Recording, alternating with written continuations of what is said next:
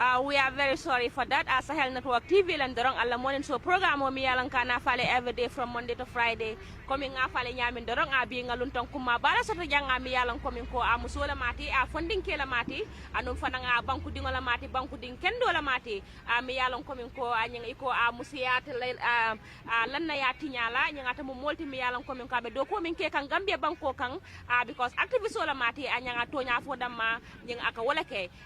momo laftala nyanga ibe lafla tonya la kan momo man lafala fana nyanga ibabula la nyanga tonya la kan amu kuma kan tibi anyang mi yalan coming ko anyang katumbong anyang ala diamol kono wato wati nabe diamol la nyanga kan ngina fo mole coming ko min bella fla nyanga ata Fatou Jagne la ibe lafla la nyanga tonya la kan ni min fana babula la fana ibal na la coming ko ata tonya fo nyanga wo mo fenete mi yalan coming ko abuka mo nyako no jube wala dindin na muyti banke bala muyti mo bang nyanga musola muyti bang nyang ke wala muyti bang woto Fatou Jagne Gambia dingola mati afelenting she is seated right here with us. We are saying you are welcome to our noble platform Sahel Network TV the morning show. You are welcome Sister Linguère suñu ganango. Assalamu alaikum mbokki àddina nee naa leen lépp lu leen tëj ci seen bopp fii lay leeree. waaw Sahel Network lañ wax ànd ci ak kan Sister Linguère ak ki nga xamante ne moom mooy Black Queen the lady of the house. She always speak masha Allah tey nag ñu am gan gu mucc ayib gan gu mat gan Sister Fatou gis ngeen ko mu ngi nii toog ci suñu wet lépp nag dafa nar a leex waaw déggoo leen ma de Gambianism lañ wax xoolal Gambianism lépp dafay leer dégg ngeen ci gémmiñam mu ne women power ñu koy wax Fatou Jagne dal ak jàmm Sahel Network plateforme am nañ mbégte ak kontaante invite la nga bàyyi sa activité yëpp ñëw toog jàkkaarloo ak ñun parce que ne waxtaan ak ñun waaye tamit parce que ne waxtaan ak àddina duñ def lu may rek bàyyi la nga nuyu wante ak Sahel Network waaye tamit nuyu wante ak àddina. waaw asalaamaaleykum Sister Linguère di nuyu képp koo xam ne rek mu ngi maa seetaan di ko jiital si yéen ñaar Black Queen ak yow kontaan naa si invite bi ngeen ma invite nii te di wax Gambia yëpp ak képp kuy seetaan programme bi at this moment ñu ko seetaan after maa ngi leen di wax asalaamaaleykum tey ngeen dégg daaj women power ñoo fi waaw definitely comme ni ko waxee rek I believe like we don't have much time so and we have a lot to talk about so many important things that are happening in the Gambia and people need to break the culture of silence that part of the reasons is the reason why we created this so-called the morning show. Képp loo xamante ne rek nga dafa lëndëm rek nga fii la dee leere. That's the reason why I decided to invite the lady herself, Miss Fatou Jagne. Yeah, Miss Fatou Jagne woto anyangambe nyakacha nyang kumasa la dorong mbafule ko min ko kujama le betama ka Gambia banko kan kabiri wato min nako min ko the former president ya jamme benun jang fo nyang ata bota jang say nga nyang moso to jam yalan ko min ko ka fay ko president nyang Adama Barrow laftale dorong nyang bayri saka dindi ngoti nyawonya bot ay wato do karamu tele wato mi yalan ko min the president of the Republic of the Gambia the former president min keta yaya jammeti Gambia benun nyaadi le yeah, thank you so much Black silong ma laaj noonu suma man ni kan accept that much but I can mix and blend wow time Yaya Jammeh nag moom nekkuma woon deep into come how I am right now because yes but mun naa wax ne Yaya Jammeh moom daf ma surprise ba pare mu disappoint ma because man comme yeneen Gambian si rek musuma xam ne si maam Adama Awane Yaya Jammeh lii yëpp mu ko doon def bala nga dee xam ne dëgg Yaya Jammeh lii mu ko doon def ñun dañu tëjaloon internet yi tëjal ñu yëpp ñun Gambie duñu daan gis dara waaye soo génnee outside si nga dee xam ne digga ndekete am na lu xew Gambia am na lu dangerous ak yu serious yu nekk di happen Gambia bi ma génnee nag ma gis ne maa ngi gis suma boppa man maa ngi gis di dégga ba pare di follow Gambian si tamit especially some journalists like Fatou Camara ak ñeneen ñi nga xam ne digga Gambia daf leen ñor te dañ taxawoon pour Gambia ma ne waaw gis nga ma doon di study nag di research about it nekkete woolu yëpp mu ngi happen Gambia without the Gambian the Gambians knowing ma pare loolu ñu bëree ni suma mentalité bi fu mu nekkoon rek la dégga because kenn doo mun a soo nekkee Gambia doo mun a xam ne sax Yaya Jammeh am na yu mu nekk di def ne lii mu ngi happen si biir dëkk bi because lu mu ñu woon ak li nekk de reality si biir nekkul benn you know lii man moom xam naa ne su ma nekkoon ne man nit lañ ma ko dee wax su nekkoon ne nu ma mel nii maa ngi ko meloon time Yaya Jammeh man kuy gaaw a dee laay nekk waaw kuy gaaw a dee laay nekk kuy gaaw a dee ngay nekk ni nga mel ni léegi su fekkoon ne time Yaya Jammeh comme xam nga ni nga meloon xam nga maybe right now xam nga waaw xam nga dañoo wan ne xam nga RIP wala xam nga ñu ne the late Fatou Jagne because simply because before you know the culture of silence xam nga people were silent about everything even though xam nga dang dee xam ne comme xam nga this is what is happening it is wrong xam nga but you don't say anything because lu xew mooy dañ la dee gëmloo ne amut how mën a understand nga like they can kill someone waaye loolu du musa génn how mën a understand nga because dañ ñoo gëmloo ñun ne loolu amut benn media du ko génnee benn journaliste du ko wax hey nañ leen wax président Adama Barrow jërëjëf definitely a felen kay kuma kango fo jang kuma kango mi yalon ko min ka kuma ta bakele ako anyanga during president Yaya Jammeh min kita former president of the Republic of the Gambia ti ala time oto nyanga mo fennati mi yalon ko min ko ako ayata jahali bakele bayring Yaya Jammeh kita molti nung mi yalon ko min ko nimmin kay ko nung ko Yaya Jammeh ka nying kuola ke nung ate lala bayring kula mi yalon ko min ko nin kukurun kita nying aka murule dabu ka hanya pour ka diamu mol me la freedom soto mol mela liberty soto woto nyin wala ya sabo mo jama ma kala mutanun kukurungol min katama nyin Gambia banko kan bayri mo bebe sitirin ne mol man tara hanyiren nun ako woto nyin ay safo president Adama Barrow ko nyin baraka bakay sister Fatou Jagne xam naa ne comme nga nekk among jigéen ñi nga xamante ne da nga bayoon Gambia nga you went outside and I believe na comme nga am fa a very bad experience bi nga xamante ne comme you would not like to see your fellow girls or women to go through some of the challenges that you face, you know, outside from, you know, outside your own country. Can you see a little about that with the followers? Wow, Lolo, I would love to share more about it, but it's a long story. Comme lu ma leen ko dee waxee rek media bu ma dem xam nga duñ dee mën a explain yëpp but ñun tamit yéen lañ am yéen ñun ngeen am yéen tamit foog ngeen jàpp si pour affaire bi mën a work because ñun ñëpp we are working towards development we are working towards to achieve something like good because ñun ñëpp luñ bëgg a mooy jaama fu mu am rek lépp xëj na fa I understand kon lu ma wax nii rek président Adama Barrow war nañ koo wax jërëjëf in terms of yu xapu noonu fii nii yëpp ñu gumbaloo ñu gisuñ dégguñ xamuñ tey ñu ngi nii ku nekk lu neex waay wax président Barrow du la wax dara lu neex waay wax si télé bi si radio bi si social media bi te président Barrow du la wax dara people like us manipulated nañu ba nga xam ne ñun we like dañ go against président Adama Barrow totally because dañ believe foon ne moo doon def di def nekkete woo loolu amut understand nga dinaa ñëw fi nga waxee waaye dama bëgg a am loo li ma fi wax léegi pour ma leeralal ko lu tax ma ne président Adama Barrow dañ ko war a wax jërëjëf hey Gambia ndekete ñun dañ suuxoon ba pare ñun béere woon nañ ñun ñëpp boole ñoo maasaloo ñu ak semaine bi you know président Adama Barrow yàlla def teg ko si réew boppi réew mi ñu dikkale all those human rights yoo xam ne hey Gambia billahi Gambia yéen a ngi seetaan loo xam ne bàyyi leen président Adama Barrow bàyyi leen ko ak jaamaam waaw loolu rek laa leen mun a wax waaye si li nga wax nag mooy li nga wax noonu yes right now as I am talking to you billahi bu ma wàcce si moto bi maa ngi seen voice beneen jànq bu nekk Oman right now ñoom ñu doon communicate ak man fan yëpp benn boy lañ contact foog naa broda bi fanaa mu ngi Italie I don't know wala fan waaye nekk si Europe bi la I understand ñu léegi boy bi mu ngi keep di ma link maa ngi ak suma business bi waaye man moom I always open all my messages nekkuma ñooñu noonu de jéem a aj seen bopp si kaw di bàyyi ay 100 and ay 1000 messages ak yu kenn xamul man I open all my messages su fekkee ne is disrespectful ma delete la block la su fekkee ne war naa laa tontu ma tontu la waaye du may bàyyi single message on my phone bala ma fee génn mun naa ma fekk message yu bari but bala maa àgg kër dama make sure open all messages because xamuloo kan moo la soxla léegi ñii buñ ma contacté ma wax boy bi ne digga dama busy I cannot be because boy bi jànqa yi fa nekk jànguñ I understand Gambian lañ waaye dañ leen yóbbu Oman dañ leen human trafficking comme li ma dal yaa ngi understand léegi boy bi mu ngi maa bëgg a pour may send message waaye du ma mun a send ma ko woon ne du ma mun a send message every time try leen ngeen create a group because dama bëgg a send number gars yi yëpp may communicate ak each and every one of them du ma ko mun léegi dama ko wane mu create a WhatsApp group boo xam ne naa communicate ak ñoom léegi démba mu create WhatsApp group bi bu mu create WhatsApp group bi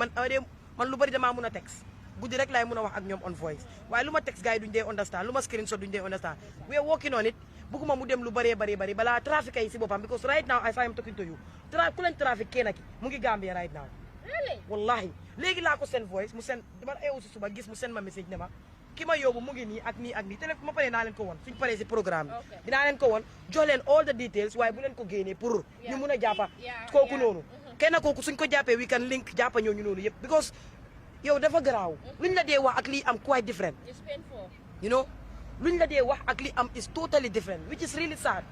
ñii nii fu mu nekk nii ñii demuñ school moo tax suñ dee bileem yéen a jigéen ñi dafa ma dee naxari because dëgg am na yoo xam ne suñ la ko waxee gis nga man xam nga ku ma trafic a cousin friend moo ma yóbbu moo ma jaay te can you imagine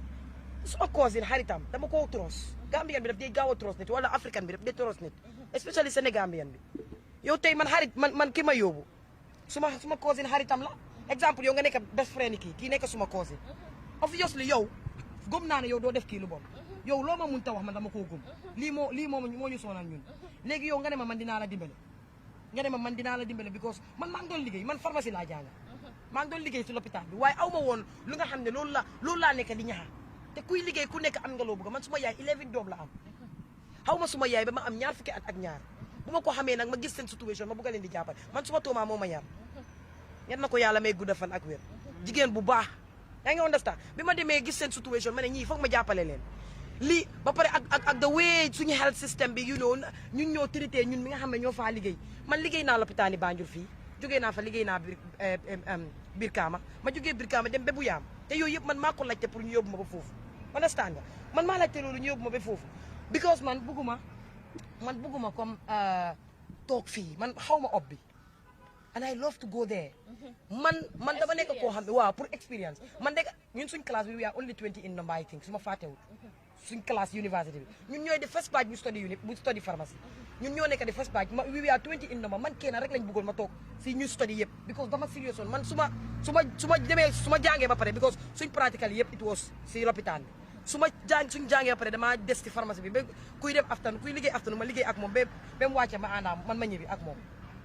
nekk tey ñoom suñ boos yi ñu ngi doon xool loolu man teguma woon loolu sax suma xel dama bëggoon a mun rek tey la mun na because dama love pour dimbale the human being dama love the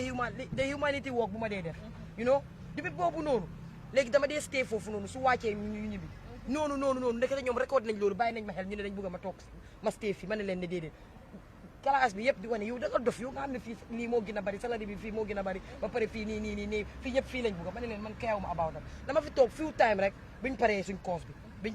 biñ paree bañ jeexal graduate ma ne leen ma toog fii tuuti rek ma ne leen ñu pause ma dem you know ñu pause ma dem waaye yow nga dem yow every month soo waree receive sa salary can you imagine yow Linguère soo waree receive sa salary da nga am pour struggle ba weneen moon bala nga koo jot di ñëw Banjul di ñibbi Buyaam di ñëw Banjul di ñibbi Buyaam dama mun loolu te baa ngee liggéeyal Buyaam te Buyaam foofu noonu ñu ngi leen fa fay waaye dañu jël suma salaire bi transfert ko foofu noonu ñi faa liggéey foofu noonu ñu ngi leen di fay nga naa ma bi ministre la war a nekka bi xaw ma naka it's really sad lii daf dee discourage loo Gambien surtout xale yi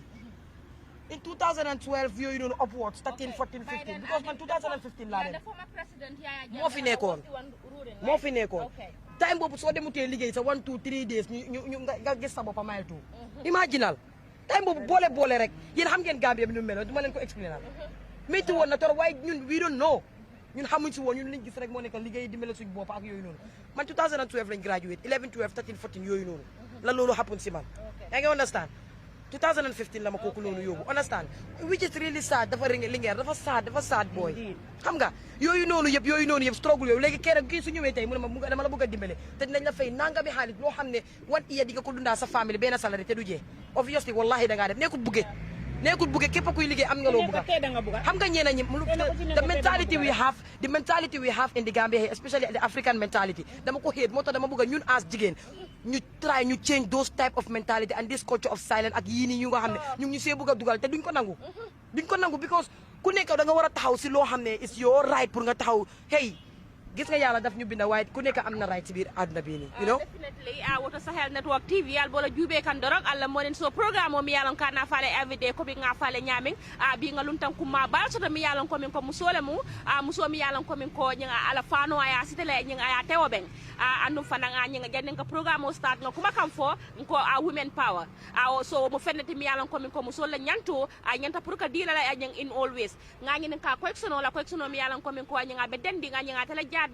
because akita molati nyinga mol mi yalon ko min ko Gambia banko kan nyinga akita victim tile mi yalon ko min ko nyinga the victim of human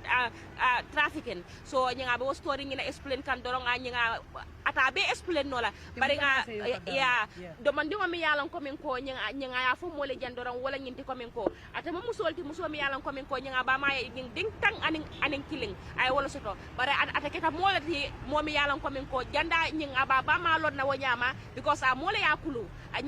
ata la fo asiyo ta fo sangitang anim fula bare bira murta la family to then anata kaje ko min ko nyinga la family sa fo ka bama ana nying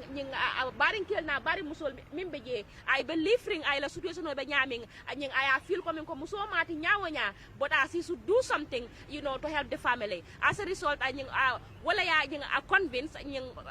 for her to leave this country on the whole without knowing that coming ko abita kan daming andum fana mimba samba kan was not the right person andung nyinga ika samba la pour kata wafi kita a very sad story ti biraba explain kan I feel so emotional but nyinga ko ay kuma kan do so fana mi yalan coming ko ala fa pour ka nyinga la faje andum fana la diamo ko ay min fo fana ko Gambia nol salon ko min ko human trafficking nying abe Gambia banko kan still now andung abe nyin tembe min tafang birabi na kan ko mola ya call nying ka information o diala kay tan dia nying ala ko min ko sunkuto be gele mi yalan ko min ko ye wala kala andung nying abe kata ko dango be ke kan ne aha mo jamal lamo abe kata ko dango be ke kan na pour kaje ko min ko nying wo mari be mutano la nyami woto anyi me may ko dilal doron ko min ala fa pour ko min la fa ala kuma kan because ngalan ne ko min ko akuma ta bakela so fo jama mol be waaw comme lu ma bëgg a aat si loolu rek mooy na nguur gi def dara waaye soo ne nguur gi they just place dañ dee put everything to président Adama Barrow rek nekkul nguur gi ñun ñëpp si nguur gi lañ bokka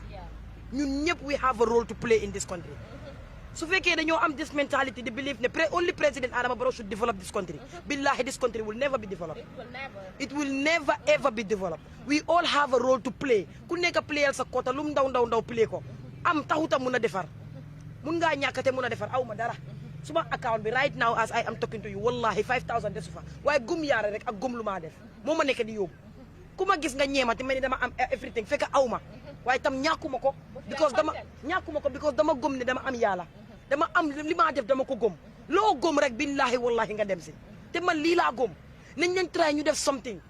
like National Agency Against Trafficking in Persons with their executive director Ramatulaye Jawara she should do something lii is getting out of hand man mi nga xam ne feyeku ma salary liggéeyu ma weer bu dee ñii maa leen nekk di gën a liggéey ñu ma nekk di communiquer tal ñi ma contact óor na ma óor yàlla pour def effort yu maa def fekku si natib ni ma lijjantee ba ma xam ne ki yóbbu kooku noonu mu ngi fii nii Gambia right now at this moment di fi ooree moo ñoom mënuñoo def noonu pour ñu jàppa ñii natib since how many years ñu ngi establish they never ever win a single case of human trafficking. And these girls are being trafficked every single day. And they have records of that. They are not following up anything. Jagne waxtaan bi neex na macha allah mun nga am micro boobu. Okay.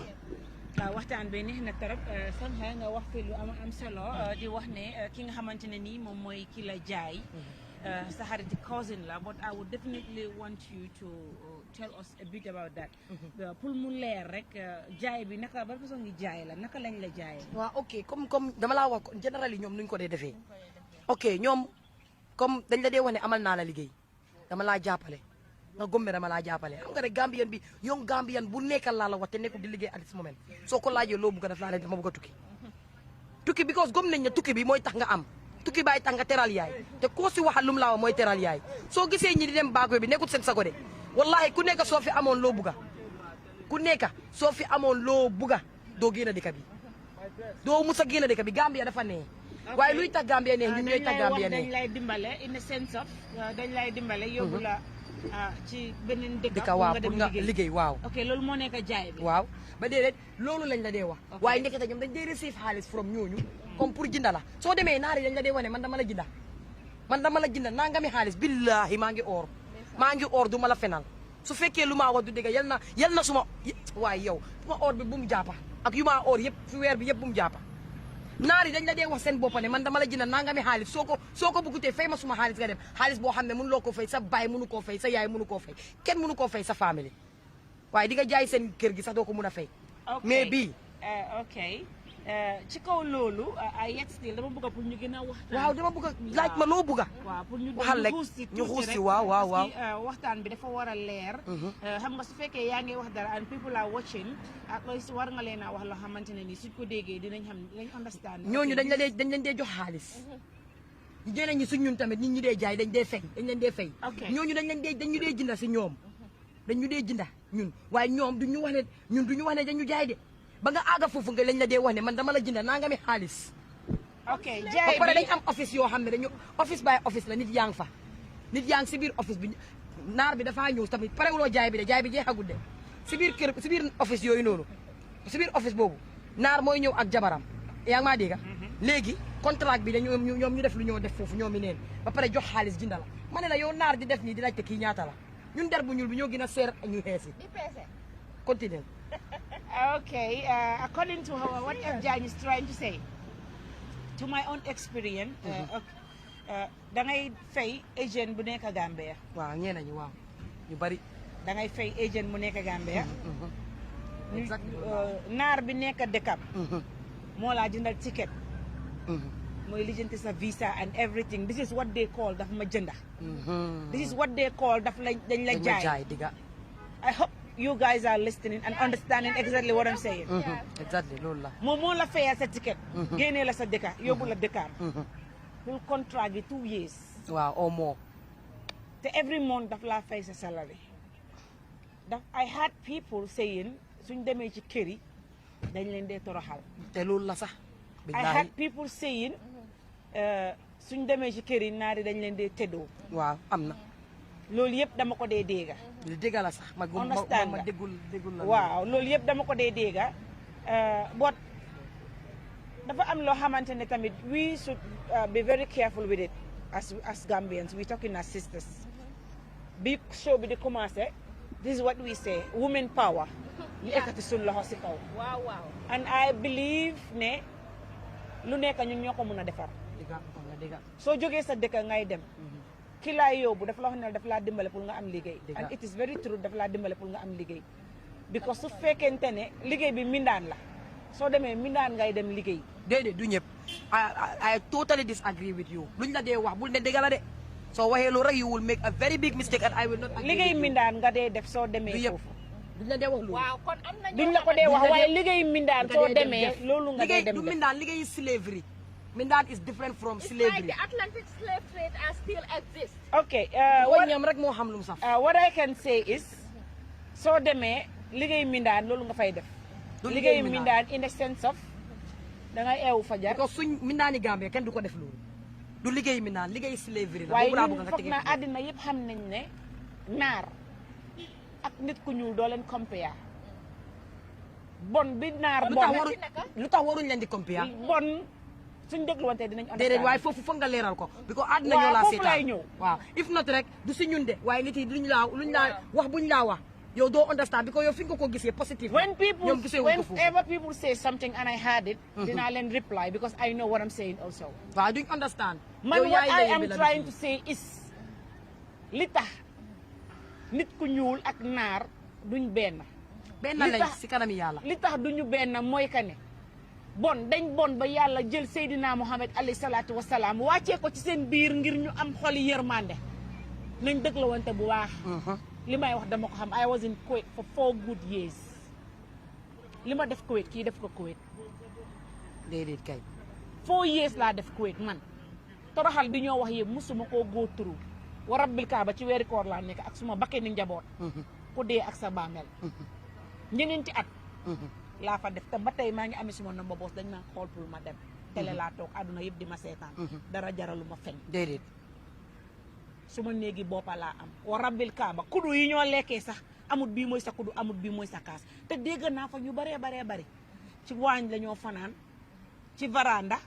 li nga dégg te dégg la ku nekk ak am nga si dara ak nattu bi nga xamante ne moom la fa yàlla teg gis naa fa ñoo xamante ne dañoo jote seen boos yi ñu leen a dóor seen rakki boos yi di leen dóor ñu am fa ay jafe-jafe yu métti so man duma toog fii may wax ne métti am Kuwait or somewhere else ku nekk sa diggante yàlla sa bàmmeel la ngay waxal bot ñëpp amuñ foo dem am nañu bon foo dem am nañu baax. yeah definitely Sister Linguère doguma sa wax bi because ñu ne who feels it knows it. Thank you. And everybody have his or her own story. This is what I am trying to let her understand. Yes, okay. That is your own side of the story, and she was trying to explain her own side of the story. Su ma la waxee the own side of my story that I had and see people that go through it. Okay. Kii gisut ko, you will not believe me. Man gis naa jigéeni Chinese bu ñu rey def ko ci mbuus te Kuwaiti moo ko def te kii gisut loolu. Wow, so that is the reason why hanga women power. You know, understand? Still now hanga koo xamante ni nii gaayam bi dañ koo xañ lekka ci biir kër gi. Su toogee lim tooga du ko lekka. Su lijjante wut lu mu lekka def ko ci biiram bi du dunda. Te mu ngi leen a liggéeyal pour mu am salaire problème la. Dafa fekk li olof di wax naan wax baaxut. Black Queen li ma xam yëpp su ma ko waxee. Barke Alxuraanul Karim du baax. Waa ba pare hanga soo gisee hanga ñu bari si ñooñu. moo tax ma ne la li ma def Kuwait. Waa jigéen lañ ko Kuwait. Parce que 4 years man xam naa ne kii dunduloo ko te gis nga lu raw loolu. amut lu ma gisut amut because ki ma doon liggéeyal yaayam. daf dee am ay médaan amut façon toroxal bu mu leen du def. amut. 99% bi dañ soxor. kii tombee ku baax wante gis na. waaye xoolal. waaw soo nekkee nit ku ñuul dafa ñun dañu war a gëm suñu boppa man xam nga lu ma believe lu ma may jaama. dëgg la yàlla mu kum jàmmal nga am jàmm. dama koy sant yàlla bu baax sant suma ñaari waajur. di wax jërëjëf Maolana Cheikh Ibrahima Niass. parce que fu ma mus a dem rek moo nekk suma njaatige. parce que loolu laa koy ñaan. waaye il faut ñi nga dem pour liggéeyal nga won leen ne man dof laa nga naan seen fiti si benn mbir bu ndaw ñu laa bàyyi xel ñoo emut nag yaa the mentality you will have and fu mu laa jëlee ñeneen ak comme lu ma la wax rek xam nga yow da nga jàng gis nga ñi ma la wax ni billahi we will share contact with them jànguñ xoolal suma bindee rek the mentality bi nga am yow xam nga ne comme li nga wax nii foo dem si ñooñu di nga xam ni nga demee ak ñooñu comme man lu ma xamoo ne te doon nañ fa ñu bari yow xam naa ne óor na ma ne kenn tëddeewu la fa te man kenn waaw te man kenn tëddeewu ma wante xam nañ li fa nekka understand nga ñii nag dara lañ si xamut I have a friend she is a Ghanaian honestly wallahi lazim ci téléphone am lam vidéo boosam because kooku toujours Kuwait foofu ci téléphone am mu vidéo boosam toujours daf koo tëddoo loolu la ko mujjee traité ne ba boos bi bàyyi ko mu dem vidéo bi mu ne ko dama ko jël waaw ma tasaare ko social media bi même soo ma reyee sax waaye ñëpp dinañ gis sa kanam ñëpp dinañ xam ne yow Sahel Network TV dorom Sister Linguère li nga nekkal di wax lu kenn nettali wu ma ko with my 2 eyes moo tax ma ne la man li ma gis wallahi lazim wa rabbil kaaba barke Maolana Cheikh Ibrahima fa jaan gisu ko waaw loolu moo tax nga waaw Sister Linguère may ma tuuti rek doo gis de waaw léegi déglu ma tuuti rek su ñëwee toog Sahel Network après soo ko wutee rek waaw xam nga dama war a àdduna xoolal yow nga tuur sa saay rek yow li nga gis ma ne ko xam naa demaguloo Ethiopia xam naa demaguloo Freetown demaguloo Nigeria te I pass all through that my dear demaguloo fenn waaw léegi xoolal lu ñu nekk di explain xam nga mooy xam nga dafa nekk loo xamante dafa important comme xam nga nu ma ko waxee si biir wax bi rek ma ne everybody have his or her own story to narrate as Fat Jagne was explaining her own story and Sister Linguère too was trying to explain her own part of the story and also trying to put a very powerful message across to the people outside there to actually make this clarification that there are people ñi nga xamante ne comme nga they have undergone through something like that waaye am na ñoo xamante ne because mom she was there for 4 years but nothing like that never happens to me. I have witnesses. She did not actually encounter anything like that. Ndeye Marie Cissé is a witness. Umi Tunkara is a witness with many other. Umi is still in Kuwait. She was in Gambia. Senegal, sorry, few months ago, less than a month or 2 months, and she went back to Kuwait. She's doing good. Hadi Manka, she was in Gambia, she went back to Kuwait. Okay. They're all doing good. absolutely good. lu bon li dafa bari. Well, okay. More upper. Yeah, we said the majority always carries the vote. More Because, for Let me tell instance, you, so ne ko Black okay, léegi déglu ma rek. nit ñu ñuul ñu wii di Gambien liñ fay daj. liñ fay daj ñun. ah wallahi lazim Ethiopians yi. Indians yi. Philippines yi li ñoo daj moo gën a métti li Gambien si di daj. koota bi because. Yeah. But the pain is too much, and someone have to stand, to fight for them, so that at least I'm gonna stop. Lolo is too much. Gambia Wow. 1 year, 600 people from Philippines. Lolo Gambia amaguñ. Wow, okay, léegi sister Linguère man dama am tuuti rek nga lu ma la bëgg a wax. Aïcha. te dama bëgg nga déglu ma ak xel. Understand nga sister Fatou Jagne nga yaa ngi toog. dinaa la wax ne comme nga sa liggéey bi nga rafet na nga te baax na torop. Continue nga to sensitize people about nga this cruel act. bi nga xamante ne comme nga nit ñi ñu ngi koo def. and we need to put a stop to it. Because nga jigéen yi nga ñoo si dee soona. moom mu ngi nii definitely nga I just try to control my tears. But God knows nga what I am feeling deep inside me nga right now. moom mu ngi nii she was there for 4 years. Even though nga she was not a victim. Victim bi nga xamante ne she has undergone through such painful maltreatment. But she have seen people li nga xamante ne comme waaw am gis na nit ñi ñoo xamante ne comme they nearly kill them. gis na nit ñoo xamante ne comme ñoom dee rek moo leen desal. gis na ñoo xamante ne comme they died she have seen dead bodies. And sometimes they live in a situation that you want to help, you cannot help because you're thinking about your own life. So lii dafa nekk loo xamante ne comme the culture of silence we need to break it. yow soo ñëwoon nga toog comme keneen num ko defee. How will people really understand and know that okay these are some of the challenges yi nga xamante ne all those people outside are facing. So that's the reason why I believe we need to break the culture of silence. Women's life matters. And but women's do you power know that there is no Gambian going to quit anymore? Okay, maybe recently nii amul benn Gambian bu jógee Gambia di dem quit because dañ ko ban. Okay. te loolu is not silent. xam nga someone ñu bari xamuñ ko someone like Fatou Jagne mu ngay def liggéey bu rafet. all Gambians appreciate it. Masha Allah. Someone else is over there doing something and people don't know. Yeah, in silence. boobu nag lañ war a dog. Okay, but wallahi that's the reason why I said we need to break the culture of silence. loo xam ne man xam naa ne dëgg la. man xam naa ne dëgg la. sa wax rek wane na ne man xam naa ne dëgg la. waaye comme man loo xam ne sax man gisuma ko. te xam naa ne lu am la because dégg naa ko. xam nga mënoon naa ñàkk wane loolu amut mënoon naa wane kay loolu amut waaye lu am la because man dégg naa ko am na yoo xam ne dama ko gis ma witness ko am na lu ma gis loo xam ne yow gisuloo ko waaye li nga gis loo xam ne man gisuma ko moo gën a bari because of experience bi nga am waaw ba pare moo tax mu ne la ne am na ñoo xam ne ñu ngi liggéey in silent te kenn xamu ko comme people like man maa ngi liggéey in openly te nit yi ñu ngi koo xam ñun kon noonu lañ war a def nag with moom liggéeyam ak man suma liggéey ak yow sa liggéey ak seen media bi kii resources la si biir lu moo def. You know why I say some people are working in silence. Black dafa am ñoo xamante ne they don't want people to know them. And they don't want people to know what they are doing. dañ koy def te yàlla rek tax. waaye lu ñoo def ñun tam te yàlla tax la nag. non understand loo déedéet am na yoo xam ne soo ko waxee si media lañ nekk mais bi yow doo understand man dinaa understand fi nga waxee te man xam naa fi nga waxee because yow you take it as like da nga ko jël positively. Gambia la ñoo waxal àdduna la ñoo waxal. waaye léegi Gambia bi dafa tey man lu ma bind rek wallahi yow mën nga koo gisee very positive ak man. Black Queen mu ñoo gisee ko negatively man maa laaj man démb maa ngi communiquer ak ni du ma tudda turam well known Gambian. He is very well known. Because of the way suma English bi moo ko typé moom mu gis si boppam. billahi ku mag a mag waaw ma ne ko ne mais bi tam ni nga ko fogee la waaye man nii laa ko waxee. mu doog a understand waaye su ma laajitoon daf maa mere te man xaw ma woon ne sa nekk te jàpp na ko mer boo xam ne bindal ma nag lu bari ma ne ko déedéet nii laa ko jàppee waaye su fekkee da nga feel offended I am sorry waaye nii laa ko jàppee su la neexee nag you go with like ma woon ko ne rek su ko neexee mu jàpp ko waaye man nii laa ko jàppee mu soog a understand because wax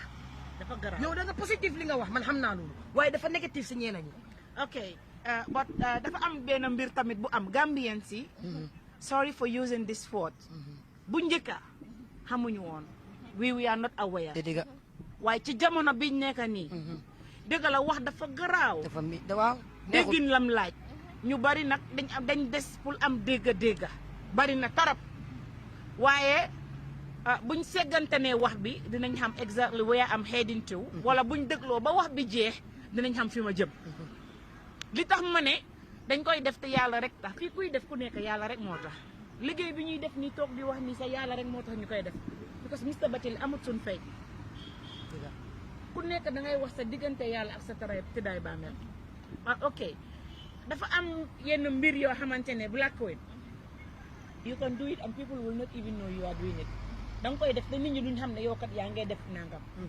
understand nga te loolu ngay def dafa go forward da nga ciy am ndam because of we the Gambians ñun ñi dem ñun Aïssa sénégalais dat jigéen bu gaata bi génn na si media bi mu ñibbee wax jafe-jafe yu mu am ñu ne demoon na man invite nañ ma Sénégal seen TV waaw problème yu am na benn sénégalais bo xaw ma ndax bàyyi nañ ko fële la nekk Saudi te dañ ko war na rey te kooku jëkkëri boosam si boppam ndaw si dee jëkkëram dafa taxaw live mu wax ne suma jabar mindaan bi reyut ko accident moo am mu daanu mu dee waaye du ne kii moo ko rey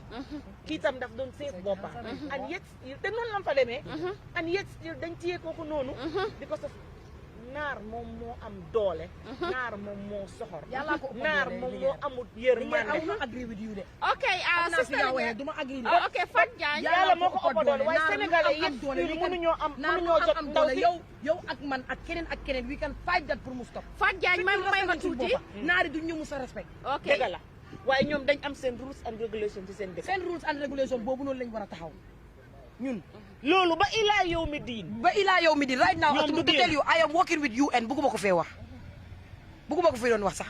fayuñ ma salari de nii duma ko sax yàlla laa koo defal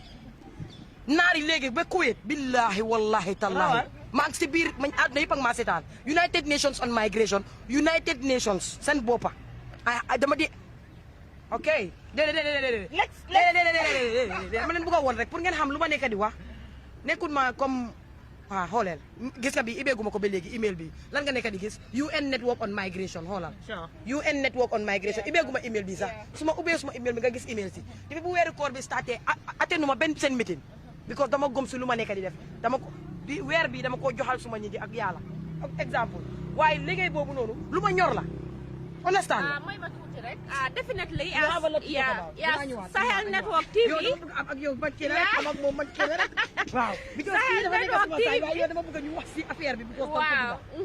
Sahel Network TV al wala jube kan dorong alla monen so programme mo mi yalon kana fara every day a binda lun tan kuma ba min be janga min keta Fatou Jagne ñinga bayri nga ñingal be ñaa gela ko min ko ñinga kacha ko no ba fanu kanne andu fana ñinga abe diya kam bakele anko musol le sembo women power bi ngal yaajale de sister Linguère dama bëgg sani tuuti kaddu si li nga doon wax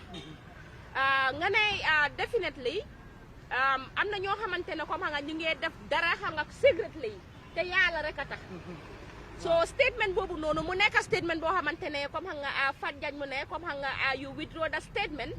simply because xam nga I believe the world is watching and so many people ñi nga xamante ne comme ñi ngi seetaan maybe xam nga me the way I will understand it and the way another person will understand it xam nga will be different you know I really understand xam nga what you mean and from which angle xam nga you know you were coming from am na ñoo xamante ne comme xam nga duñ dee bëgg a comme xam nga for them be doing something for the media to show it out xam nga duñ dee bëgg a loolu noonu wala comme xam nga ñuy wax dara comme xam nga di won nit ñi ne comme xam nga I am doing this they don't want it waaye man foog naa ne comme xam nga this situation has reached to a level wherein xam nga people need to break the culture of silence you know yeah definitely it's what is killing us it is what is killing us nga loolu moo ñu ne may ma tuuti rek non waaw dama bëgg nga may ma tuuti rek may ma tuuti waaw ko mu may ma tuuti waaw mu may ma tuuti rek kii dafa bëgg a may du ma ko may déglul understand nga bu ma daanee du ma ko déglu F Jagne xaaral kii dama bëgg mu xam ne maa ko gën a bëgg a may bi tey li ma wax maa ko gën a xam te li ma ciy wax mënu ko yow soo fa nekkee xoolal yow soo fa nekkee nga witness ko waxal ma ko ne su fa nekkee xam nga mu witness ko man dama nekk nit koo xamante ne dama dee make research because I want to know things that I will talk about understand loolu waaw foofu dafa important waaye xam nga people can never be the same gis nga tey bu wax jotee wax na loo xam ne man xaw ma ko yow xaw ma ko te gis naa la nga génne fi rongoñ good waaw and do you know why no I know that I knew that hanga you traveled before because you once told me okay and do you know why I said that come hanga we need to break the culture of silence because kii mu ngi ni hanga mu ngi def liggéey bii nii understand nga as an advocate because he is advocating for their right you know because hanga luñ dee def ñooñu noonu is something that is not right it's supposed not to be done hanga waaye hanga mu jóg hanga mu taxaw with all the insults because dama dee gis am na ñu dee taxaw ñu saaga ko but yet still hanga see didn't you know relax mu ne lu mu bëgg mooy hanga she want to see that that changes to happen so moom su fekkoon ne hanga dafa toogoon hanga and then hanga just close her mouth without talking about it, without making any effort, you know, okay, there are bodies in Hamantene, it is their responsibility, they receive salary to do this job. Do you think that the story will change? Muna amna hanga body bo hamantene come hanga she expected them to do something about this issue, you know, but hanga they are silent, which supposed not to be done. So that's the reason why still now I will say it. Every day suma fi toogee lu ma dee wax mooy we need to break the culture of silence. We have to do it. ñooñu noonu dañ ma def ennemi te dañ ma war a jàppa léegi xam ne yéen yi duñ si dee am no way to way by force I have to be there munuñ si dara because I am waxuma ko pour dara waaye but I am known already munatuñ si dara kenn munatu si dara loo bëgg a génnee si Fatou Jagne mënuloo ko man du ma topp kenn fu mu nekk du ma uti kenn si ñoom ñoomaa uti te by force I have to be there dama leen romba donc dama leen romba si in the sense comme dama leen ëpp xaalis wala dara dama leen romba génn Gambia di dem li ma meeting ñoom meetinuñ ko li ma communiqué tuñ ko yëpp pour jàppale leen man dama ko bañ ba dama dem seen office ne leen use leen ma wallahi use leen ma bu leen ma fay weer bu dee ñii dimbale naa leen si research yu bari dimbale naa leen ñu téye ñu bari trafic yàlla wax yu bari yoo xam ne kenn kooku jógee na Libanon ñëw jànqa boobu ñu téye ko tap waaye luñ def dara at the end of the day waxuma ko defuma ko pour ñu jàpp ko dama ko def pour ñu try seet naka la ñoo mun a stopé loolu waaye as Gambians mun nañoo jégalante waaye nañ ko stop ñu teg ay mécanisme in place dëkk yooyu noonu yoo xam ne ñun will be protected suñ aha ak suñ yeleef yaay feebar sax si dëkki naar yi they care less about you waruloo feebar ñun waruñoo feebar kii dina si wax lu bari kii dina foog ñu am programme spécial one billahi walaay taala dëgg bu wér parce que foofu boo fa nekkee nga feebar sa boss pour mu yóbbu la lopitaan sa problème la Panadol lañ lay jox and it will not stop you from walking. ñeneen sax duñ la ko jox. Few of them take you to hospital. suma bu ñu kaw bi Kuwait laa ko buddee te suma boss rakki jëkkëram docteur la moo ma yóbbu ba seen liggéeykaay man na suma boss ñoo ànda 6 o'clock si fajar lañ jóg ñu ànda dem si because mu ne su dul loolu duñ ma buddi because dafa am number of people yoo xamante ne suñ ko jëlee rek duñ jëlaat fajar lañ jóg ñu dem si lopitaan bi broda jëkkëram bi sax dafa foofu la ñu fekka biñ àggee ñu toog xaar bi mu padee ñu dugal ma c'est fait na fa mel ni scanning ñu xool na boñ bi si biir yëpp dafa yaaxu su dee yaaxuwut ñu siil ko ñu gis ne ñu nataal ko gis ne si biir yëpp dafa yaaxu den ñu yóbbu ma si beneen room bi ñu buddi ko ñu ñibbi si waat ñu egsi ñu jox ma garab Panadol night pour ma naan ko pour bu ma yëg pain bi ma tëdda whole day I didn't do anything wax dëgg yàlla ñu bon soo koy ut nga bàyyi Kuwait gannaaw doo ko amaat ñu bon soo koy ut nga bàyyi Saudi gannaaw doo ko amaat gis nga Kuwait yi seen boppa dañ xam ne Saudi ya ni dañ bon ba du ñuy nangu ñu jëlee fa kadaama yóbbu ko Saudi xam nga kon kooku ñooñu Kuwait yi sax leen gën dem naa Saudi 6 months I was in Saudi waaw I was in Saudi ba ma demee Kuwait 2 months laa def Kuwait first month bi dama àgga ma feebar sama système bi yëpp change seen xeeti lekka yi ak yooyu mu def ma comme sibiru full 1 month maa ngi tëdda Magi Diallo tey la birthday maa ngi laa wish happy birthday big sis nga fekkee ko at yu baree bari ñëw na seet si ma àndaa benn sista bu ñëw awa Jagne awa Diallo something like that mu ne ma mbaa biiruloo because nu ma feebaree di wëccu ana was dama ree sax ma ne ko mag bu em ni man dinaa tukki ñëw dëkka ba dëkka di indi biir waaye moom tamit li ko tiitaloon mooy ni ma doon wëccoo ak ni ma wigee loolu moo taxoon mu laaj ma that question honestly they were very good aw ma seen fay understand nga ñu yóbbu ma ñu buddi boñ bi and you know but they are not good Saudi people Saudi def naa fa 6 months si benn nit Saudi def naa fa 6 months si ñi ma doon liggéeyal ñoom tamit waaye ñoom tam dañu waroon a tukki then I have to come back to Kuwait lii moo ma indiwaat Kuwait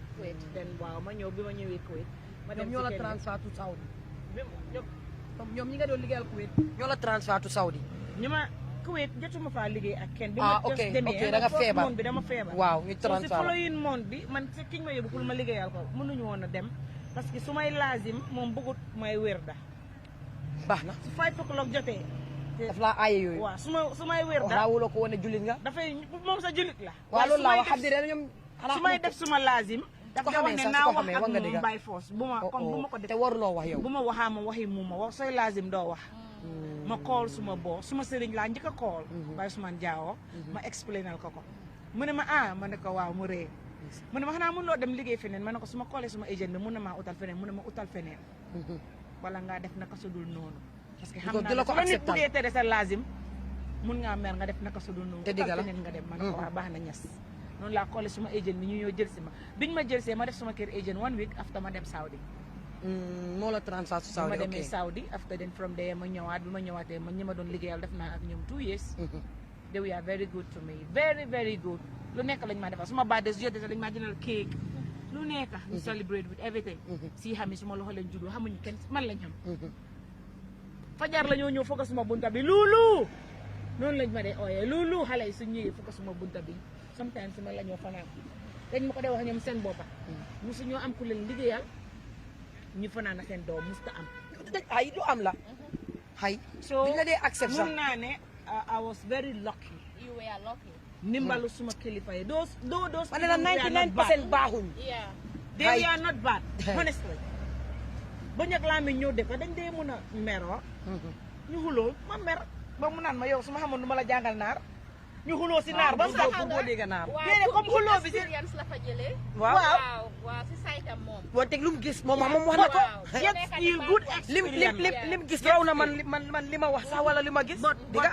Black Queen yet still da nga dee gis yoo xamante ne nga come across yoo xam ne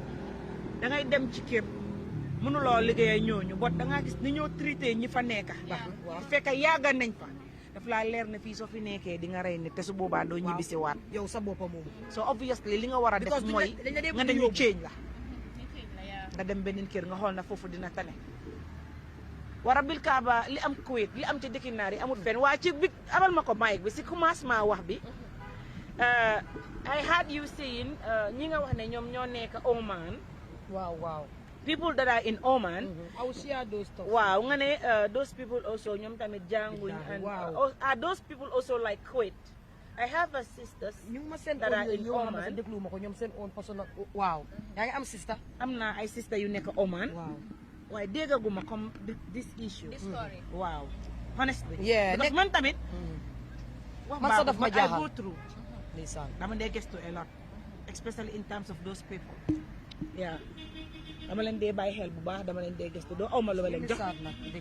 but I talk with them Mami Kan if you can remember suma sister boobu ak ñoo bokk the same date of birth mu ngi Oman daf ñu dee seetaan always she is very fine she is doing good kan jaalo waaw alhamdulillah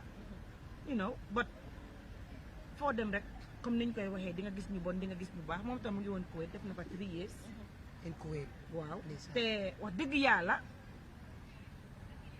dem na ci ñu baree bari in different people waaye daf ma dee xamal ne ma waa Oman ñoo gën waa Kuwait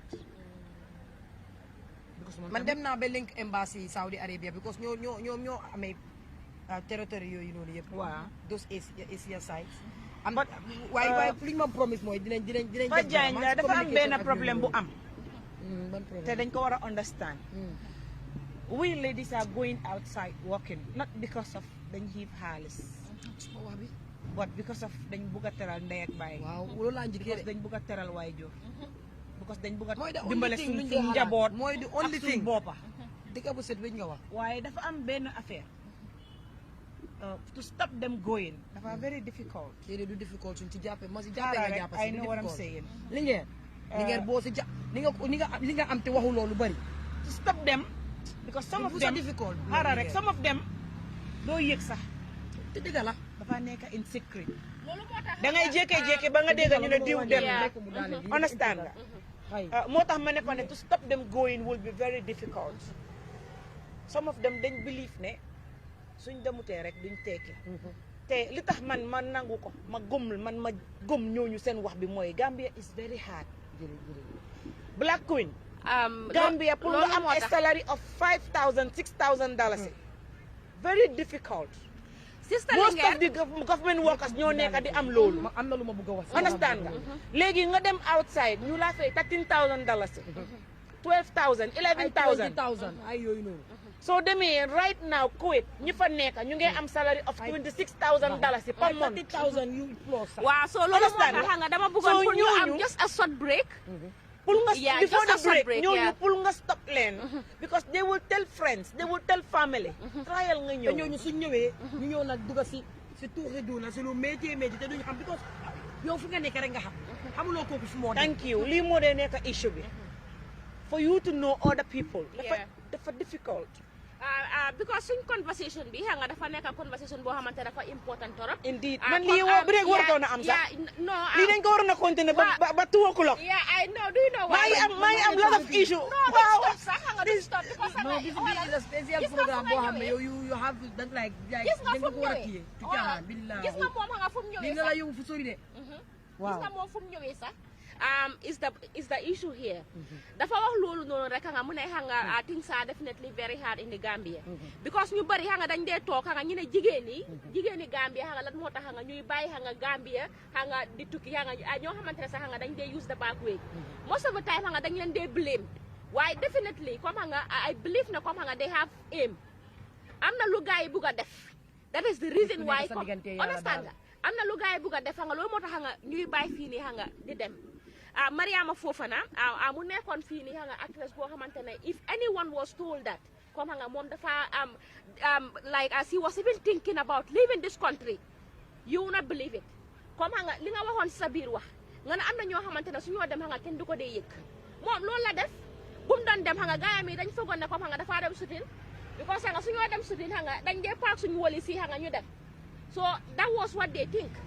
ndekete xam nga moom xam nga mu ngi try xam nga to see how best xam nga nu moo amee xaalis xam nga mu ngi doon dajale xam nga pour mu dem we don't hear nothing just you know that she is dead understand waaw so siinam Kuwait la ma fekka kooku siinam waaw understand moo dee ne foofu la foofu ma xam nga fekka dee na wallahi so am na koo like xam ne xam nga déet bodem bi lañ ko indi li ba doon déet bodem bi billahi walay talaay yow Gambien bu xaru yombut lu munta nekk wallahi ku nekk sa diggante yàlla rek ak sa baamel hey ñun suñ deyee ku nekk ak sa baamel la man best friend xarit du ma tax loo wax loo xam ne lu dul dëgga ana ñu fi nekkoon ñoo xam ne they are very important dem nañ ana yéen a activiste yu fi nekkoon ana yéen a socialiste yu fi nekkoon ana ñeneen ñoo xam ne société bi moo taxoon ñu taxaw ana ñeneen ñoo xam ne human right lañ taxawal gis nga fii ku fi dee ak sa baamel te loolu liggéey loolu ngaa dem fekki sa baamel te baamel nag lu déggu la te óor ku ko foog ne amut nag yaa ngi caaxaan te foofu la punishment bi di dooree janxa boobu noonu man maa ko nekkoon di dimbale famille bi fii nii action aid xam nga action aid boori university bi faculty of law opposite university bi man maa doon dimbale janxa boobu noonu pour ñu jàppale dañ ko indi ak niwi ne ñu ne dafa xaru jox indi wuñ ko salaire joxuñ ko dara ba Libanon foofu maa doon communiquer ak yeneen journaliste yoo xam ne ay américain la ñu ñëw foofu doon def security research billahi Linguère wallahi luy xew si àdduna bii ñun ku nekk yàlla dinañu ko laaj dinañ laaj ñun ku nekk bi ma la yóbboo si àdduna sa mission lan la woon ak lan nga def wallahi dañ war a taxaw si lii man dama dee get emotional si yii de because man xooluma si dara xooluma si ku ma si may moo tax man du ma musa soona man wallahi ku foog ne danga maa daaneel wala ma soona yàlla rek laa góob Fatou Jagne yow da nga nekk Gambien bi nga xamante ne comme xale nga xam nga you are young but you are doing amazingly well alhamdulillah bi ma ñëwee toog ak koo xam ne yaay booy waaw garaaw bilaay kii xam na lu bari de kii noppi bii billahi xam na lu bari yeah definitely li nga xam na lu bari because xanaa mu bañ a wax rek xam nga façon yi ñooy nekk comme ñaame comme lu mu la wax rek musuloo ñëw na musu ta wax waaye xam nga ne musu taa tukki musu ta wax xanaa mu bëgg ta wax lu fa nekk de waaye xam na lu fa nekk xanaa mu bëgg a ñëw only in positive side waaye wallahi li ngeen lu mu xam man xaw ma ko si negative side man la every 100% 99% bi yëpp a bon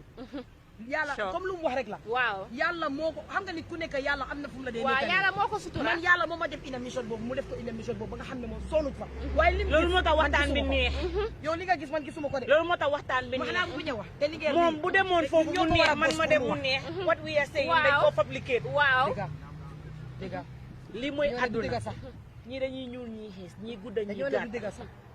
waaye moom dafa jaar ci jafe-jafe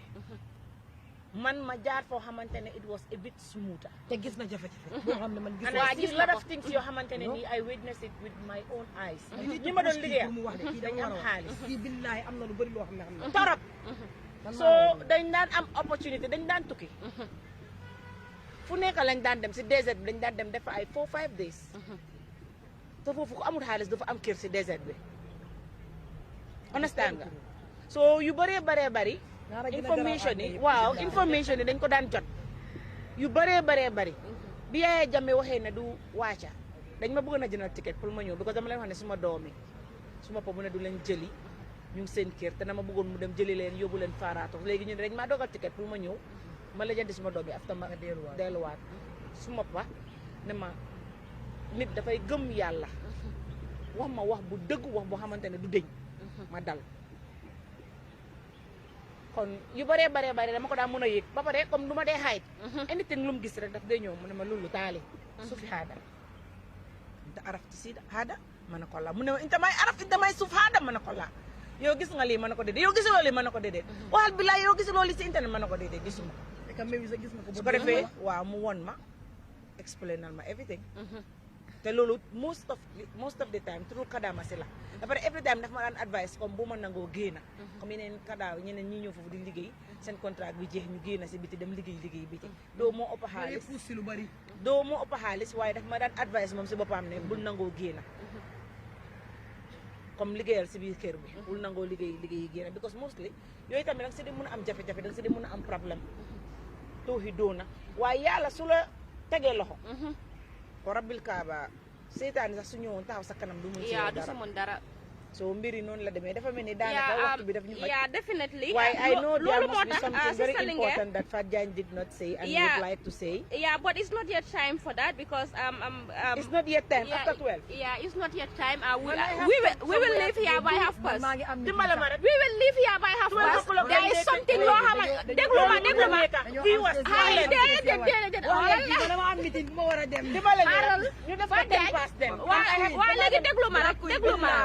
am na leneen loo xamante ne danga ko war a wax ñu bàyyee ko mic bi moom kenn mu doog wax déedéet am na leneen loo xamante ne danga ko war a wax bala ngaa jógee fii noo déglu ma billahi dama am non may ma rek gis nga li nga doon wax no you wasting time don't do it because you have to say this before you leave you have to say this so give me the time definitely sister Fatou Jagne it's like I don't want to let you go because we don't want to let her go, the conversation is definitely important and people need to know about some of these things that's the reason why we keep saying we need to break the culture of silence so that at least so many problems can be solved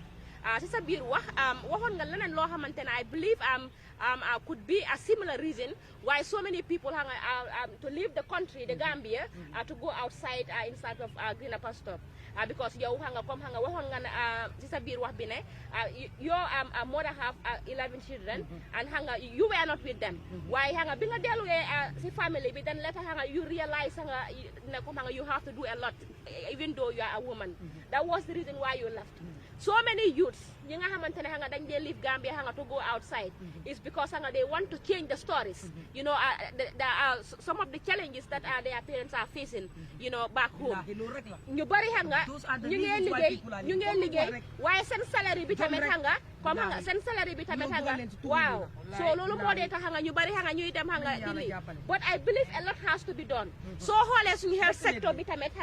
like people are crying every day. So we as Gambians nga ne dañ dee jël problème bi ñu ne government wala ñu ne president Adama. Okay, the government is the people, for the people and by the people. So every single person have a responsibility in this. But I believe ne comme loolu moo tax ma ne doo fi jógee, you know, without saying this. The youths of the Gambia, you know, they need to be considered. You know, they need to be considered. Their well-being matters because they are the future leaders. Sometimes I do say that, okay, they are the leaders now. Because National Assembly election is a true example. How many youths do we have in the parliament right now? It's like the youths are ready to make that change. To make the change you know, we want, yes. You know, the change we want in the Gambia. But what should the youths do, you know, to make sure that the change that we are looking for, you know, we have it as a country. Because we don't want to go outside and lose our lives. We don't want to go outside and then see that, you know, people maltreat us. They see us as slaves, you know. Wow, Black Queen, li nga wax important na to la waaye before may de dama bëgg a wax président Adama Barrow ne nama tegal Linguère biir natib. Sorry, Fatou doguma la ki ñuy wax aji Fatou Jagne mu ne interesting story. Mu ne thanks for sharing, Fatou. Meaning your people are also watching. Yeah, mashallah. Yeah. Aji Fatou Jagne. Thank you so much. Waaye lu ma wax rek dama bëgg a wax président Adama Barrow before may wax anything mu tegal ma Linguère mi mu tegal ma ko biir natib National Agency Against Trafficking in Persons nekkul caaxaan moo tax may wax de billahi nekkul caaxaan mooy wax man moo tax may wax because xam nga lu yow dunda nga fa ñaari side waaye xam nga ne the majority ñoo ñu soxor the majority lépp waaw mu ngoog ñoo def ba am football mu ngoog ndax foofu waaw basketball ok comme lu ma wax nii rek yow people like you can be there baax na fa waxuma ñu génnee kenn dugal la yow waaye ñu dugal la fa kii am na lu bari lu mu waxu te dama bëgg mu wax yaa ngi understand waaye li nga ma laaj is very important xam nga lan lañ ñi pour def Gambia especially ñu dimbale si youth si naka lañ mën a dimbale youth si needs to know they need to sensitize them like advocacy bi dafa war a dem awareness raising bi dafa war a dem waaye loolu yëpp lu ko ëmba ñu gomloo youth si ne mun nañ ko xam nga youth si dañ leen gomloo ba pare nekkuñ dara dañ leen gomloo ba pare dañ useless moo taxit youth si Gambia bu nekk su génnee laa mun a def effort dan su nekkee Gambia bu ko koo def Gambia daf ko bëggu ta def Gambia na magam nekk Amérique tegal ko bitik ibil ko bitik fii na ne su toogee si bitik bi du fa def dara te loolu gëm-gëm bu mu am noonu mental hey sa xel bi moo dee dunda si lu nekk xel bi su soo ko nekkul intelligent nekkul jàng moo tax nga intelligent te président Adama Barrow gis na parliamentary election bi nu mu mel youth si ñoo bañ ne toog ne duñ def because gisuñ seen bopp si président Adama Barrow majorité bi ak jigéen because ñoo ko saani loon ñooñu nag ñoo jàppawut lii da du am fayda because depuis bu mu inauguré dañ gisatut dara wax nañ ba sona président Adama Barrow toog man advice am yooyu noonu laa bëgg mu daxa ñëpp na ko starté depuis si vice président bi nga daxa ko président Adama Barrow bul xool ne Fatou Jagne wax na moo tax duma ko daxa Fatou Jagne waxam dafa am lu mu gis am yum gis moo tax Fatou Jagne bugga from vice président Aïssatou Touré nga daxa ko ba si suuf ñëpp daxaleen doguma sa wax bi Fatou Jagne loolu dina for I believe ne comme nga you have seen where exactly we are seated right now Justul fan lañ nekk waaw ñu ngi nii si aaj bi fan la nekk Makati Square, right? Makati Square in Banjul, the capital city. Wow. Okay. Do you know why I asked you this question? No. Because history, like this parliamentary election, am na leneen loo xamante ne happen na in the history of the Gambia. Li nga xamante ne has never happened before. During Sir Dawda Kairaba Jawara hanga time am nga ñëw hanga President Yaya Jammeh nga ñëw hanga to President Adama Barrow. Léegi la happen. Mooy April 9th parliamentary election. Banjul, the capital city, the incumbent has no seat here. Why? Hanga mu nekkoon loo xamante ne waaw because hanga dañ génnoon soo gisee ma ne hanga Banjul because here is the capital city. Buñ demoon hanga ñu am interview with some people here in Banjul. They said something. Yow toog nga ne from the vice president da nga bëgg a hanga président Adama Barrow mu wàccee ko ñoom yëpp si suuf mu génnee lan waaye jigéen yi am na hanga jigéen yi ak youth si hanga ñu wax ne ñu ne soo gisee NPP bureau bi fii nii ñu fa nekka lekka xaalis rek lañ fi nekkee loolu rek lañ fa nekkee that is the reason why comme xam nga the Banjulians xam nga they refuse to you know vote for ñaata yoon la the leen NPP président Adama Barrow daf leen jox ñaata yoon xaalis ñu jël xaalis ba tidda si gis nga greediness daf la dee dugal nga féel nga ñàkk lu bari you know nga nekk koo xam ne say te loolu moo leen dal nii moo leen dal so président Adama Barrow dañ xiif dañ bonte dañ soxor ñi pare wu ñoo jàppale président Adama Barrow a leader moo tax président Adama Barrow moo war a déglu si people like ibi bootaam bi nañ ko wax te dee dafa war a ibi bootaam bi ñi nga xamante ne nii xaalis moo leen fa teg mu ekkati leen ni yëkka mu naxari teg fa koo xamante ne liggéey ma gis nga ñun xam nga lu ñu ñor liggéey moom moo ñu ñor waaw ñun Gambians dañ bëgg a gis Gambia forward we are saying this president Barrow because of we want Gambia forward yéen xool leen yeneen other countries yi nga xamante ne ñoom ak Gambia ñoo amandoon independent ñëpp a raw Gambia rek nga gis ci behind for what reason yéen président yi yéen a ñu mën a dimbale ñi nga xamante ne ñu leen teg National Assembly you guys should help us nga xam ne sax ñun na président Adama Barrow xam ne ñun bari nga xam ne ñun li nga wax lu am la lu am nga nekk di wax gis nga président Adama Barrow gis nga Gambia in general xam nga président Yaya Jammeh xam nga mu fi woon ñu ne xam nga we want him out mu génn mu dem understand nga président Adama Barrow mu ngi nii xam nga some said xam nga we want him out you know suñ ko génnee xam nga mu dem if another person also come the same thing xam nga will happen xanaa dégloo mag ñi li ñuy wax laaj ma lu mag yi dee wax président Adama Barrow mag yi ñu ne sooy bañ seben katilal puub katilal ngay am attitudinal change xam nga people xam nga nit ñi dañ war a change seen attitude xam nga as Gambians loolu lañ war a def déglu ba non ay is Gambia déglu ba Gambia lañ wax doo dem toogal dama war a dem de ateni benn sarax nii déglul toogal waaw toogal gis nga loolu la gis nga président Adama Barrow he is the president elect of the Republic of the Gambia no matter how hard he try to work majority will not see the effort that he is putting in place and I have my reasons why okay because most of the people that surrounds him you know are wolves in a sheep clothing because they are there for their own interest they are there for their own interest not for the interest of our motherland the Gambia ñoom ñoo ko nekk di rey so at least the pick and choose game loolu dafa nekk loo xamante ne nga he need to think about it properly I believe na nga we are young to say certain things but I believe the young people have the right to make decisions. If you say we are young again, I think I should slap you. Okay. What do you mean by we are young? Okay. We the youths should stand for the Gambia. Definitely. If we the young people did not stand and did not bring out our voices. That was the reason why I said this. My dear girlfriend, who will stand for us? No one. That is the reason why So the thing is, even if at all it is indeed necessary for President Jammeh to sack out his Vice President, let him sack. It's not President Jammeh, President Barrow. I'm sick. No. I'm sick. I'm tired of this. No, it's true. No, xam nga lan la sa. Président Adama Barrow dina xam ne nekkul def. Waaw. Barrow stood up when he Your people don't love you. They don't love you. Sack them out and bring people that loves you. ñoo nekk xam nga di ko destroy. So li dafa nekk loo xamante ne ko nga you should look at it properly. mu eew mu xam ne diga Gambien si soona nañ nekkul dañ ko bañ de waaye dañ ko mere dañ soona ma ne la dafa am ñoo xam ne dañ ko sànni ba pare ñu ne ma dañ ko sànni ba pare ñu rëcc ko xam nga loolu du jàmm. xam nga loolu kenn waru koo wax and in the other way around. ba pare soo xoolee corruption bi fii nii gars yi fii lañ koy toog dégg nga dégguloo lii gisuloo ñu ne dañ la sànnil ba pare ñu rëcc ko te ay jigéen ñi ñoo sànni ak ay ndaw président Adama Barrow definitely so you need to do lii rek dafay wane ne li ñuy wax dañ ko teg si yoon. waaw génneel vice président bi ci suuf génnee leen ñoom ñëpp daaxaleen képp koo xamante ne mu ngi fa nga te yaakaar rek nga moo ko fa teg We are saying it from Sahel Network and we are not hiding. This is why we have power. Yes, it is indeed. Yes, we are We're serious. We are serious about it. We're serious about what we're saying. Gambia is Honestly,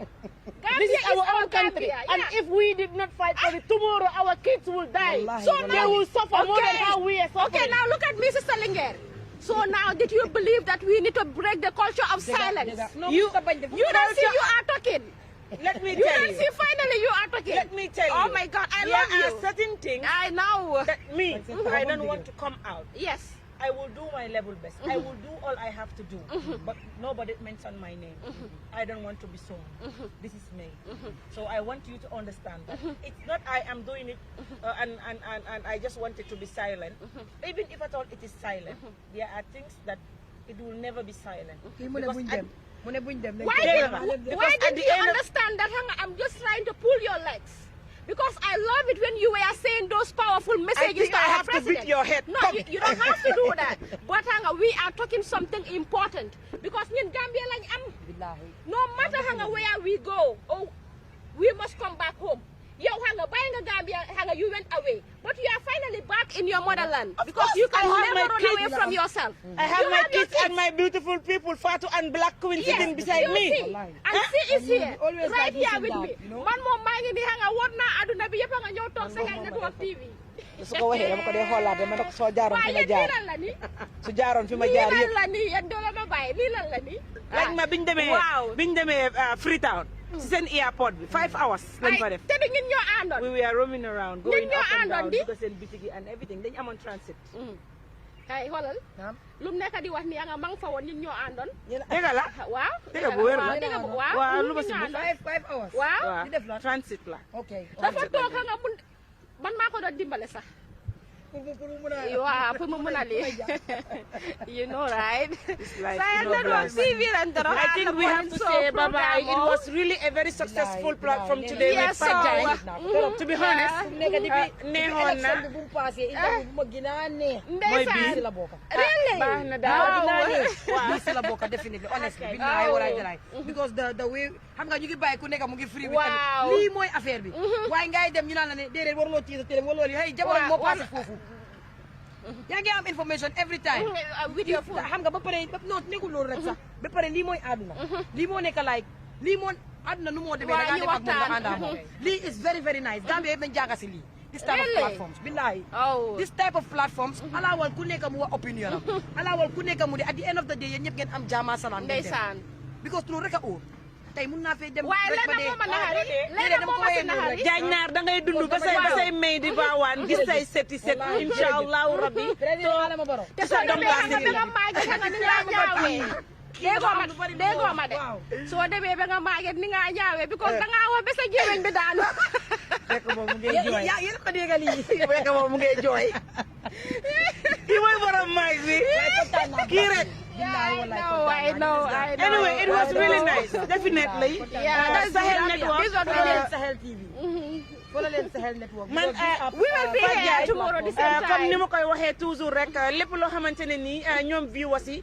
lent na ci seen bopp fii lay Fii leeree dee leere ñun ñoo dee wax lépp. xoolal Waaw. rusuñ si Ñun ñoo dee wax lépp. ragaluñ ci muy gouvernement Yeah, sure. thank you na nekk dëgg this is what we lépp lu doing gouvernement bi def sosaluñ lu baax kenn. da ngeen am pour génne ko Waaw waaw lépp waaw. lu fi nit def Loolu lañ dee te def du si noonu waaw. soo gisee ngeen di wax lépp lu government bi suñu def lu yaram baax. yee tànga lépp lu government bi def lu staff baax. is asking us to Hey. slow down waaye yaram yee tànga sister Awa Hey. so you just have to Yow understand la wax kii mu bàyyi. lii lan la nii nga ne dangaa dem léegi demal nga bàyyi ma xam nga suma plateau bi suma plateau bi. hey suy dem may Dangaa dem manam going Who is going? Who is going? we are going Don't It is worry, you already don't have to time. go because we are talking about the Gambia. Our mama land, the Gambia. Oh, my sweet Gambia. She will never leave me to go. Definitely. Thank By you the so way, much. thank you so Fatou much, Jagne, guys. On behalf of Sahel Network TV, yow we dañ are laa jox saying, mic bi rek nga joxe sa final word nga tàggatoo ñaanal ñu yàlla nag yàlla may ñu wér ak gudd fa nag mujj gu rafet yeah, ndax ñun dañ koo war a am wow. ñun waa Sahel Network yow war nga koo am waaye ñun dañ ko war a am Am jaama. Yàlla su yéen soo Waaw. leen ko amee rek man ma am ko Waaw, parce que waaw. yéen a maa invite pour ma ñëw Yeah. kon yéen soo leen amee jaama rek man mun dinaa am jaama li ma wax mooy Gambia yëpp oo àdduna yëpp nañ follow Sahel Network this is a plateforme boo xam ne youth si ñoo fa nekka nekka na plateforme boo xam ne dañoo wone lu baax ba pare bëgg a yóbbu dëkk bi si kanam Yeah. lépp lu baax lu Gambia bi di def government bi di def wane leen ko lépp loo xam ne ñaaw na dafa yaaxa Gambia please ñu ñëpp ñu try ñu taxaw si ñu work towards development ak Yeah, defar dëkk sure. bi nii xoolal tey ñu leen soral yëpp ay young people Yeah. loolu moo ma si ginaanee te nekk na plateforme boo xam ne hey kuñ invite ñëwal because nekkewoon fi dara lu xam ne dafa nekk jaar si yoon ñu wax digga di leen wax ne rek di leen ñaanal jaama képp ku fi nekk fii nii nga yàlla defal la ba nga xam ne like ak weeri koor bu weer bu teeda buñ nekk nii ba mu romba sa njorta képp koo xam ne like yaa ngi am doom yal na yàlla barkeel sa doom yi ñu amul jëkkër yàlla may leen jëkkër Gambia dem si kanam. Thank you so much Sister Fatou ci kàddu yu rafet yooyu noonu nga xamante ne wàccee nga ko fii ci Sahel Network ñu ni tamit kontaan nañ bu baax a baax amoon la fii nii dégg kàddu yi nga xamante ne wax nga ko fi mu nekk mbir moo xamante ne jàngeen nañ ci ñun wax nañ nga jànga ci waaye yow tamit wax nga fi yoo xamante ne nii jàngee nañ ci lu bare bare bari ñu ngi lay ñaanal yàlla yow tamit li nga xamante ne moom nga sumba yàlla dimbale la ci nga achieve ci loo xamante ne yow tamit sut na sa njorta yàlla defal la jàmm may la gudd fan may la wérgu yaram bu dee amoo jëkkër yàlla may la bu dee am nga mu boole la ak moom ngeen sëy ba ilaa yawmi diin mu ànd ak doom yu bari te barkel di wax rek ne this is Sahel Network bye bye on behalf of Ndella sorry Linguère léegi nag des na Black Queen dégg nañ ko micro yi am jëlal yëpp dañoo dem bàyyi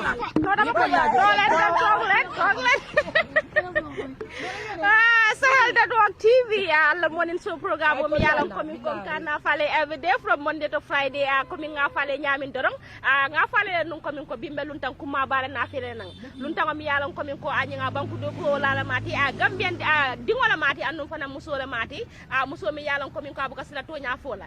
albe nyaaje nyonya lale woto anyi sister Fat Jagne amba fale komi ko on behalf of Sahel Network TV we thank you so much for honoring our invitation and on the viewers mi yalam komi ko kana program o follow fananga na morning show program o mba falale komi ko ala baraka bake ala mamman satalayal jo barim fananga nyinga mbe anyin kibaro tulal bulu kibaro mi yalam komi ko abe dending an sama program o la di morning show mi yalam komi ko kana fale ko sama fananga nyimbe luntan kuma bana firale nan ne luntan mi yalam komi ko nabe kacca sutula nyinga ku important wala gambia banko kan woto bye bye for today. This is Black Queen Fatou Jagne and Sister Linguère. Bye guys, see you tomorrow inshallah. Bye. Very interesting topics and yeah inshallah. And the love letter the letter will be read tomorrow inshallah because today we don't have time, you know. Nale forward lady. Yeah, all right. Okay. Forward for Linguère. Okay. But you keep